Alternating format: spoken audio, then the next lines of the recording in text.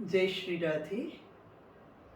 वैशाख मास प्रारंभ हो रहा है और पूर्णिमा से ही, चैत्र पूर्णिमा से ही वैशाख मास के अनुष्ठान में भगवान विष्णु को प्रसन्न करने के लिए जीव को लगना चाहिए। वैशाख मास का नाम है माधव मास। माँ कहते हैं लक्ष्मी को और धव कहते हैं पति को, अर्थात जो लक्ष्मी पति है विष्णु भगवान, नारायण, श्री राम, श्री कृष्ण, जो भी भगवान के अवतार हुए हैं सब की प्रसन्नता के लिए जो माधव मास अर्थात वैशाख मास है वो अति प्रिय है। देखो, जिस समय महाभारत का युद्ध हो रहा था और अर्जुन अपने कर्तव्य कर्म से सर्वथा अलग होकर के युद्ध से अपने आप को अलग करना, युद्ध न करना चाह रहा था, उस समय कृष्णचंद्र अर्जुन को कहे कि अर्जुन, इस सृष्टि में जब मैं भी अवतार लेकर के आता हूं तो मुझे भी कर्म करना पड़ता है।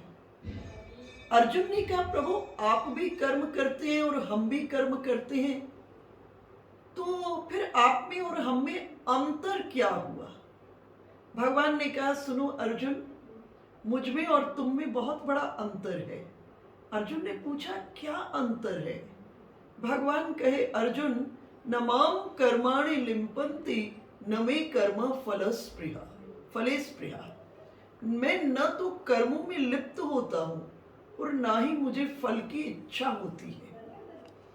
तो अर्जुन ने कहा, प्रभु जब आप कर्मों में लिप्त नहीं होते और आपको फल की इच्छा नहीं है तो फिर आप कर्म क्यों करते हो? भगवान ने कहा, सुनो अर्जुन, यत् यत् आचरति श्रेष्ठस् तत्तत् देवे तरो जना सयत् प्रमाणम कुरुते लोकस्तद अनुवर्तते। जिस मार्ग पर श्रेष्ठ लोग चलकर चले जाते हैं, अन्य लोग उस मार्ग का सहज में ही अनुसरण करते हैं और अन्य लोग उस मार्ग को श्रेष्ठ मान करके उस पर चलते हैं। तो ये संवाद वैशाख मास की महिमा का जो संवाद है वो राजा अम्बरीश और देवऋषि नारद के बीच में हो रहा है। राजा अम्बरीश देवऋषि नारद को कह रहे हैं कि आप वैशाख मास की इतनी बड़ी महिमा शास्त्रों में कही गई है। वैशाख मास को कार्तिक मास, माघ मास से भी श्रेष्ठ कहा गया और इसे माधव मास का नाम दिया गया, अर्थात लक्ष्मीपति भगवान विष्णु को ये मास अति प्रिय है और अपने प्रिय को जो प्रिय हो, प्रियजन को वही कार्य करना चाहिए। इस मास में लक्ष्मीपति की आराधना करके हम उनकी प्रियता को प्राप्त कर सकते हैं। इस मास में लक्ष्मीपति की आराधना करके हम उनकी कृपा और उनकी कृपा माध्यम से उनके सानिध्य को प्राप्त कर सकते हैं। तो इस मास में जीव को क्या करना चाहिए, ये प्रश्न राजा अम्बरीश देवऋषि नारद से कर रहे हैं। तो देवऋषि नारद ने कहा, राजन सुनो, यूं तो मनुष्य जीवन बड़ा दुर्लभ है। पहला चीज, इस भारत वर्ष में जन्म होना ही बड़ा दुर्लभ है और उसके बाद भारतवर्ष में जन्म के बाद मनुष्य जीवन की प्राप्ति, ये भी मनुष्य योनि की प्राप्ति, ये भी बहुत दुर्लभ है। और उससे अधिक दुर्लभ है कि मनुष्य योनि की प्राप्ति होने के बाद हम अपने धर्म के पालन में प्रवृत्त हो, ये बहुत दुर्लभ है। शास्त्रों में कहा, दुर्लभो मानुष देह देहि नाम शनभंगुर तत्रापि मन्ये दुर्लभम वैकुंठ प्रिय दर्शनम।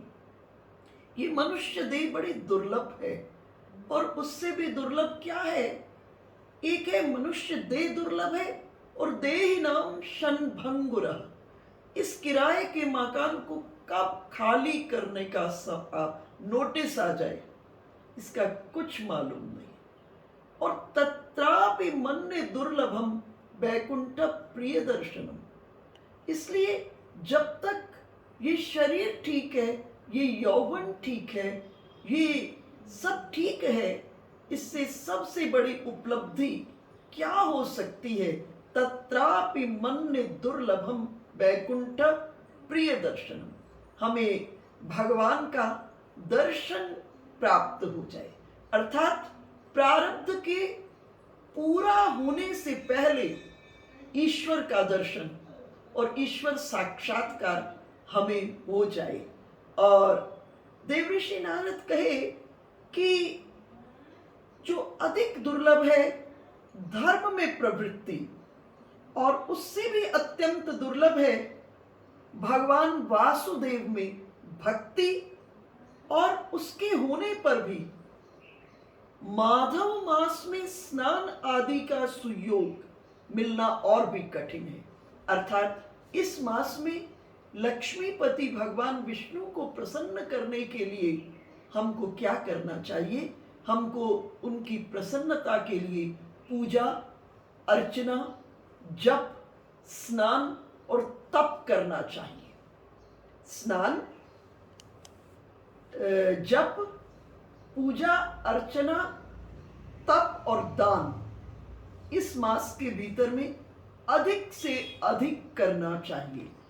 और देवऋषि नारद को, राजा अम्बरीश को देवऋषि नारद कह रहे हैं कि एकादशी से लेकर पूर्णिमा जो अंतिम 5 दिन है उसका विशेष महत्व है। और कह रहे हैं कि ऐसी कौन सी दुर्लभ वस्तु है जो वैशाख मास में भगवान माधव की प्रसन्नता के लिए, विष्णु भगवान की प्रसन्नता के लिए जीव करे और करने से उसको प्राप्त न हो जाए। और इस समय में मनुष्य को अधिक से अधिक भगवान विष्णु की प्रसन्नता के लिए कार्य करने चाहिए। और देखो, ये पूर्व के पुण्यों का फल है कि जीव को जन्म उत्तम कुल में मिला है, परंतु उत्तम कुल में जन्म को प्राप्त करके हमें श्रेष्ठ मृत्यु की प्राप्ति हो। जब तक जीवित है हम श्रेष्ठ भोग, सुख, ये सब तभी प्राप्त होते हैं जीव को जब वो भगवान की कृपा को, उनकी आश्रय में रह करके उनकी कृपा को प्राप्त कर ले। और इस कृपा प्राप्ति के लिए आवश्यकता है कि भगवान माधव को प्रिय लगने वाले वैशाख मास में मधुअंता लक्ष्मीपति दामोदर की विशेष विधि के साथ भक्ति पूर्वक पूजा करें। और देवऋषि नारद अम्बरीश को कह रहे हैं इस मास में जो प्रातः स्नान करता है, यूं तो आयुर्वेद कहता है सूर्य उदय से पूर्व जो जीव स्नान करता है उसके शरीर में रोग नहीं होता, दैहिक रोग नहीं होते। लेकिन जब भक्ति भाव से ब्रह्म मुहूर्त के भीतर में जीव स्नान करता है, और स्नान में भी पवित्र नदियों में, गंगा जी में, सरस्वती जी में, यमुना जी में, संगम में स्नान का सौभाग्य प्राप्त होता है, तो जीव की दैहिक नहीं, जीव की जितनी भी अनेक जन्मों से पाप इकट्ठे हो जाते हैं, वो सभी के सभी पाप जो हैं वो नष्ट हो जाते हैं। और भगवान विष्णु ने माधव मास की महिमा का विशेष प्रचार किया है। चैत्र की पूर्णिमा को इस व्रत को प्रत्येक व्यक्ति को आरंभ करना चाहिए। व्रत लेने वाला जीव नियमों का पालन करे, शक्ति के अनुसार कुछ दान दे। देखो, ये नहीं कहा कि यही दान दे, शास्त्रों ने कहा कुछ दान दे। और मुझे लगता है हम सब के पास ऐसा कुछ ना कुछ होता है जिसको हम दूसरे को दे सकते हैं, किसी अभावग्रस्त को दे सकते हैं, ब्राह्मण आदि की सेवा के भीतर में समर्पित कर सकते हैं, तीर्थ में दे सकते हैं। इतना हम सब के पास कुछ ना कुछ अवश्य होता है। कह रहे हैं तो शक्ति के अनुसार कुछ दान दे, यम नियमों का पालन करें, हविष्या अन्न का भोजन करें, अर्थात गृहस्थ के प्लेटफॉर्म पर रहते हुए सात्विक भोजन करें, भूमि पर शयन करें और ब्रह्मचर्य व्रत में दृढ़ता पूर्वक स्थित रहे और हृदय में भगवान नारायण का ध्यान करते हुए, जप करते हुए, व्रत करते हुए, पूजा अर्चना करते हुए, तप करते हुए और भगवान को खूब प्रसन्न करने का प्रयास करें। और जब पूर्णिमा तिथि आए, वैशाख पूर्णिमा आए, तो उस दिन मधु और तिल का दान करें, श्रेष्ठ ब्राह्मणों को भक्ति पूर्वक भोजन कराएं और उन्हें दक्षिणा इत्यादि दें। और वैशाख स्नान करने से के व्रत में स्नान करने के दौरान व्रत में अगर कुछ त्रुटि भी हुई है तो उसकी पूर्णता के लिए ब्राह्मणों से प्रार्थना करें। जिस प्रकार लक्ष्मी जी माधव की प्रिया है, उसी प्रकार माधव मास भी मधुसूदन को बहुत प्रिय है। अम्बरीश ने प्रश्न कर दिया, राजा अम्बरीश ने देवर्षि नारद से प्रश्न किया कि स्नान आदि में तो कोई परिश्रम नहीं लगता, कि गंगा जी गए स्नान कर लिया, इसमें क्या परिश्रम लगता है और इसमें बहुत कम परिश्रम से इतने बड़े फल की कैसे प्राप्ति हो सकती है। तो देवर्षि नारद ने कहा कि धर्म की गति बड़ी सूक्ष्म है, उसे समझने में बड़े बड़े सिद्धों को भी कठिनाई हो जाती है। श्री हरि की शक्ति अचिंत्य है और उनकी जो अचिंत्य शक्ति है कई बार बड़े बड़े विद्वानों को भी मोह हो जाता है। देखिए, विश्वामित्र ऋषि क्षत्रिय थे, किंतु धर्म का अनुष्ठान करने के कारण वो ब्राह्मणत्व को प्राप्त कर लिए थे। अतः धर्म की गति जो है अत्यंत सूक्ष्म है। श्रीमद् भगवद गीता में कृष्णचंद्र कहते हैं, स्वल्पमप्यस्य धर्मस्य त्रायते महतो भयात्। थोड़ा सा किया हुआ धर्म जीव को आसन्न विपत्ति के समय में आकर के उसको उससे मुक्त कर देता है। आप कथा से परिचित हैं, जब कृष्णचंद्र यूं प्रभु लीला कर रहे हैं, कृष्णचंद्र महल के भीतर में सब 16,100 महारानियां, द्रौपदी भी उस वक्त वही हैं, और भगवान श्री कृष्ण के अंगुली के भीतर में से कटने पर रुधिर बहने लगा, सब दौड़ रहे हैं। और उस समय द्रौपदी ने अपनी कीमती साड़ी को फाड़ करके कृष्णचंद्र की अंगुली पर पट्टी बांध दी।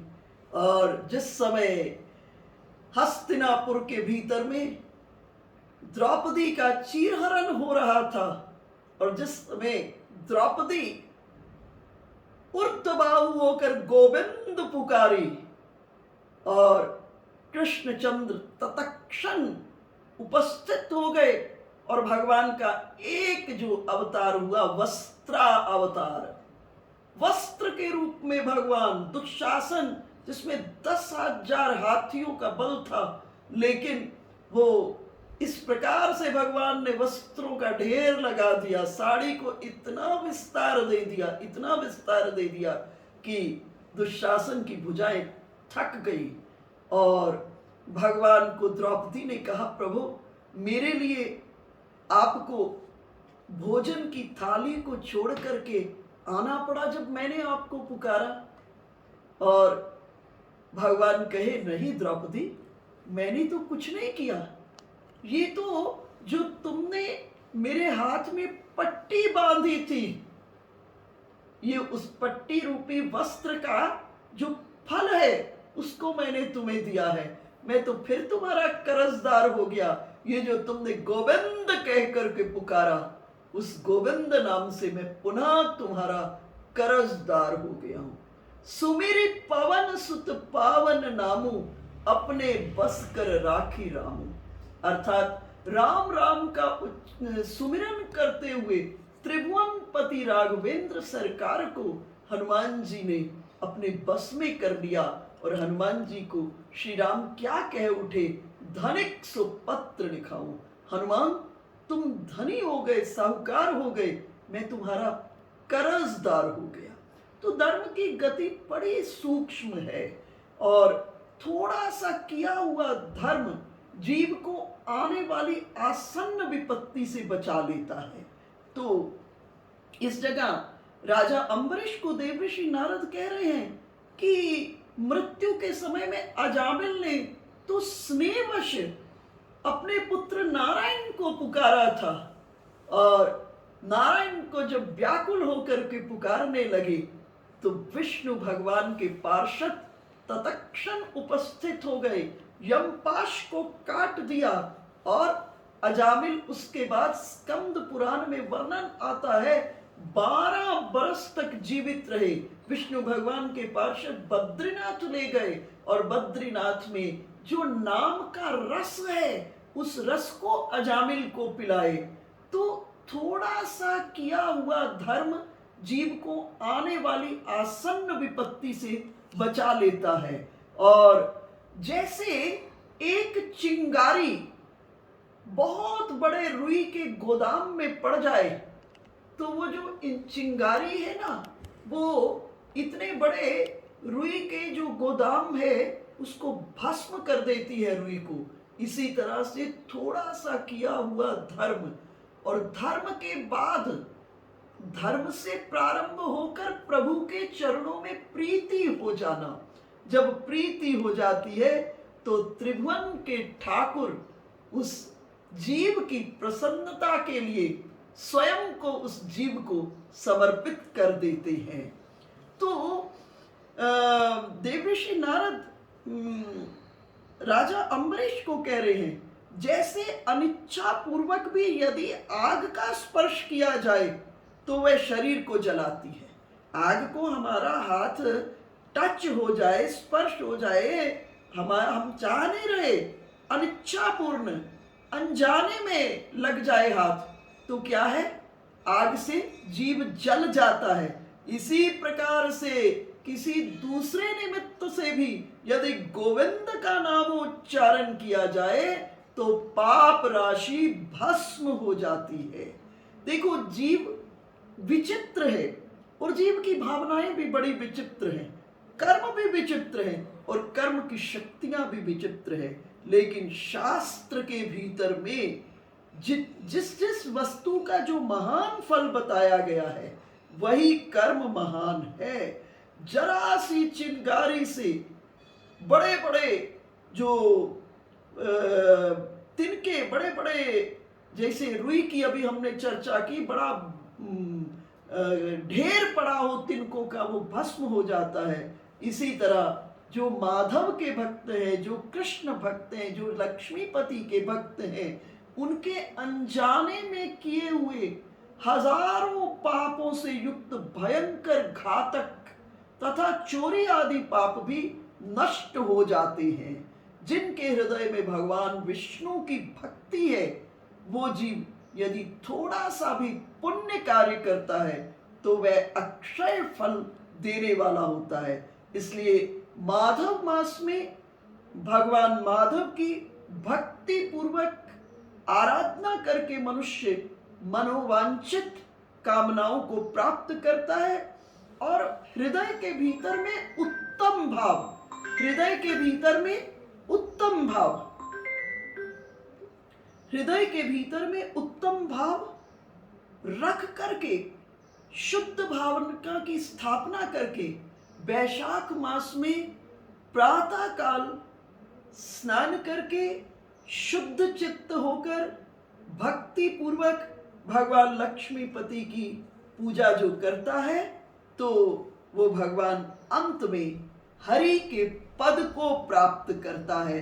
हरि का पद अर्थात हरि का सानिध्य प्राप्त करता है और भगवान हरि के कृपा को प्राप्त करता है। इसलिए निश्चित बात है, जब जो मनुष्य मेष राशि के सूर्य में गंगा नर्मदा सरस्वती यमुना में 1, 2 या तीनों समय भक्ति भाव के साथ स्नान करता है, स्नान के उपरांत भगवान विष्णु की आराधना करता है, जप करता है, तप करता है, उसे सब प्रकार से भगवान विष्णु की कृपा की प्राप्ति होती है। तो मैं विचार कर रही थी हम सब भी, क्योंकि कई बार क्या होता है, इन चीजों की महिमा से हम आप परिचित नहीं होते हैं। जो ग्रंथों में महिमाओं का वर्णन किया हुआ है, ये राजा अम्बरीश और देवर्षि नारद के बीच का संवाद है। वही राजा अम्बरीश जो भगवान विष्णु को प्रसन्न करने के लिए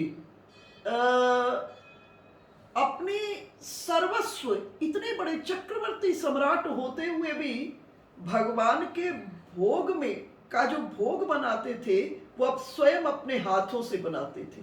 और हाथों से नहीं बनाते थे, भोग बनाने में जो आटा प्रयोग होता था उस गेहूं को चक्की चलाकर स्वयं पीसते थे। और एक दिन राजा अम्बरीश जेठ आषाढ़ की गर्मी में चक्की चलाकर गेहूं को पीस रहे थे, पसीना पसीना शरीर हो रहा था, और तभी शीतल मंद सुगंधित समीर को अनुभव किए। जरा सी गर्दन को पीछे घुमाए, देखे अखिल कोटि ब्रह्मांड नायक भगवान वासुदेव अम्बरीश को पंखा झल रहे हैं। अम्बरीश ने चरण पकड़ लिए। अम्बरीश ने कहा, प्रभु ये आपकी महिमा को शोभा नहीं दे रहा है। भगवान ने कहा, अम्बरीश तुम चक्रवर्ती सम्राट होकर चक्की चला रहे हो, ये आपकी महिमा को भी शोभा नहीं दे रहा है। और यही राजा अम्बरीश एक बार 10वीं पर्यंत एकादशी व्रत का संकल्प लेकर के अपनी राजधानी को छोड़कर मथुरा चले गए। देखो, हम आपसे 1, 2, 4 दिन अपना घर नहीं छूटता है ना, 2-4 दिन अपना घर नहीं छूटता, और ये चक्रवर्ती सम्राट अपनी राजधानी को छोड़ करके कहाँ पहुंच गए? मथुरा पहुंच गए। और जब सर्वस्व को छोड़कर पहुंच गए तो भगवान का वचन है, क्या वचन है? अनन्याश्चिन्तयन्तो माम जे जना परिउपासते तेषां नित्याभियुक्तानां योगक्षेमं वहाम्यहम्। जो जीव अनन्य चित्त होकर के मेरा चिंतन करता है तो मैं उसका योग भी बहन करता हूँ, क्षेम भी बहन करता हूँ। योग का अर्थ है जो आपके जीवन में जिसका अभाव है, भगवान कहते हैं मैं उसकी व्यवस्था करता हूँ। और क्षेम का अर्थ है जो पहले से है, भगवान कहते मैं उसकी रक्षा करता हूँ, अर्थात जो अभाव है उसको पूर्ण करता हूँ, जो पहले से है उसकी रक्षा करता हूँ। भगवान का वचन है, ये यथा माम प्रपद्यन्ते तांस तथैव भजाम्यहम्। जो जीव मुझे जिस भाव से भजता है मैं भी उसको इस भाव से भजता हूँ। मैं भगवान की इस बात को, जब वचन को सुनती हूँ, गदगद हो जाती हूँ, और गदगद होकर ये चिंतन करती हूँ, कितने कृपालु हैं प्रभु हमारे, कितने दयालु हैं हमारे। कह रहे हैं कि जो मुझे जिस भाव से भजता है मैं भी उसको उसी भाव से भजता हूँ। और एक दिन अर्जुन पहुंचे कृष्णचंद्र के पास। उस समय कृष्णचंद्र ध्यानस्थ थे। अर्जुन बहुत देर तक प्रतीक्षा किए, और जब भगवान ध्यान से उपराम हुए तो अर्जुन ने पूछा, प्रभु आप नेत्र बंद करके क्या कर रहे थे? भगवान ने कहा, मैं गंगा नंदन भीष्म का ध्यान कर रहा था। तो जे जथा माम प्रपद्यन्ते तांस तथैव भजाम्यहम्। भगवान की इस वाणी का चिंतन करते हुए इस वैशाख मास में हम उत्तम जितना शरीर की स्थिति है उस अनुसार अधिक से अधिक इतना तो हम कर ही सकते हैं कि चलो ज़्यादा नियम न पालन कर सकें, लेकिन एक काम हम सब कर सकते हैं। जिसकी शरीर गति, जिसकी जैसी भी स्थिति है, उस स्थिति में भगवान के नाम का चिंतन, भगवान की लीलाओं का चिंतन, भगवान के रूप का, भगवान की लीला का, भगवान के गुणों का, भगवान के धाम का और भगवान के नाम का चिंतन करते रहे और नाम सुमिरन अंताकरण में चलता रहे। तो वैशाख मास में आप सब इसका अनुकरण करें जितना जितना संभव हो और श्री हरि की कृपा और सानिध्य को प्राप्त करें। जय जय श्री राधे।